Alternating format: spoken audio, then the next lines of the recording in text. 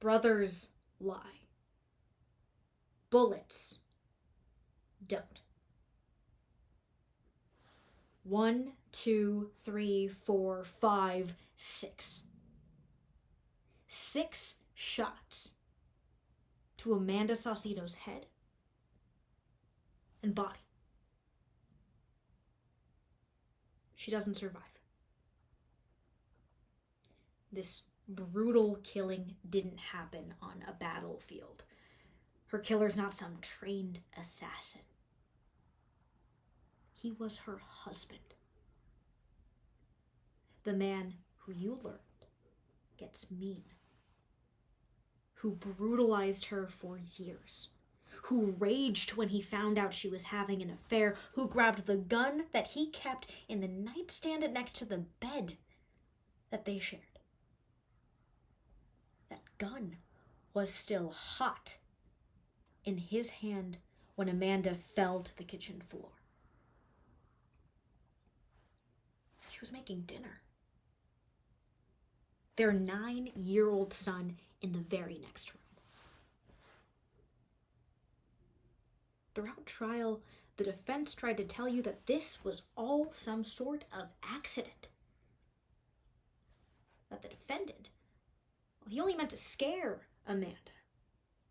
He only shot her in self-defense, and that his brother, he saw the entire thing, and that his brother had his back.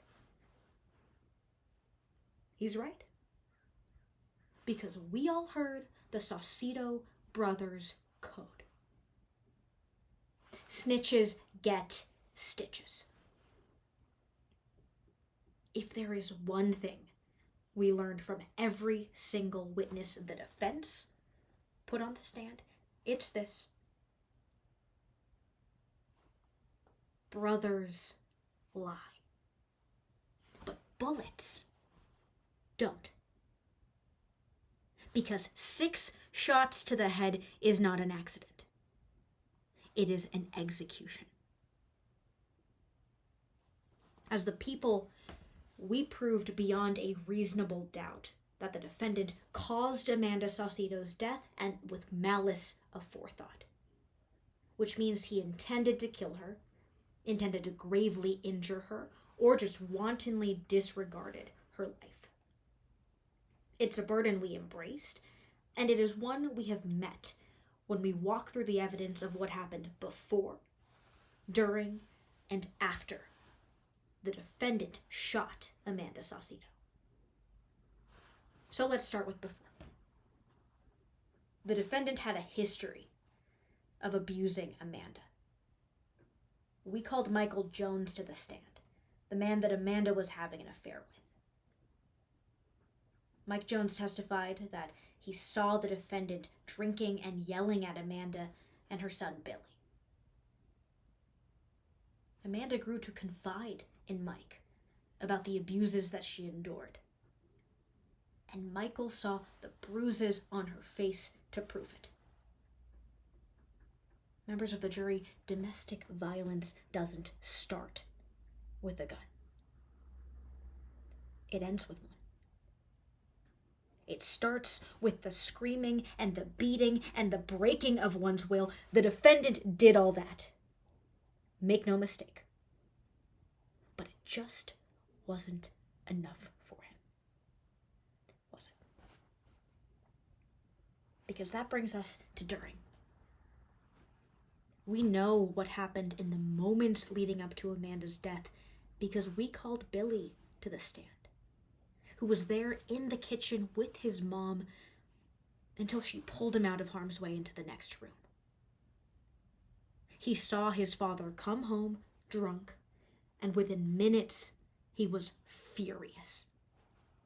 The defendant himself admitted that's because he saw a video on his phone of Amanda having an affair, and he decided to confront her with a loaded gun. In her last moments, Amanda tried to calm the defendant down. And that when Billy saw his mother's face for the very last time, it was full of confusion and terror. The bullets tell the story the defendant won't. Because 1 shot might be fear, 2 shots, panic, 6 shots, over and over and over again, that is intent to kill. The defendant and his brother tried to tell you that Amanda charged at him with a knife. But that's just a story coming from the man who fired the weapon and the brother who admitted, I would do anything for my brother. Lie, cheat, steal. Blood is thicker than water.